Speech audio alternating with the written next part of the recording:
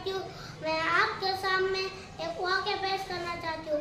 एक दफ़ा शेख सादी रहमतुल्लाह अलैह किसी जंगल से गुजर रहे थे। तभी उन्हें एक बच्चे की रोने की आवाज़ सुनाई दी। तलाश करने पर पता चला कि एक नौनियाल सजदे में रो रहा है। शेख सादी रहमतुल्लाह ने उससे पूछा, उसने जवाब नहीं दिया। शेख सादी रहमतुल्लाह ने उसे दूसरी और तीसरी मर्तबा पूछा। उस लड़के ने कहा, तू कौन है? मेरी इबादत पे खलल डालने वाला। शेख सादी रहमतुल्लाह ने उससे फिर पूछा, तेरा उस्ताद कौन है जिसने तेरी अच्छी तरबियत की? उस लड़के ने जवाब दिया, मेरी उस्ताद मेरी माँ है। एक दिन मेरी माँ चूल्हे में लकड़ियाँ जला रही थी। वो बहुत बड़ी बड़ी लकड़ियाँ थी। वो लकड़ियाँ आग नहीं पकड़ रही थी।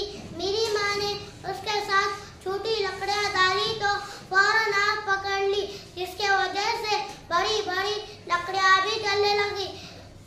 ये देखकर मैं सोचने लगा कि क़यामत के दिन फ़िरौन नमरूद जैसे गुनहगारों को जहन्नम की आग में जलाने से पहले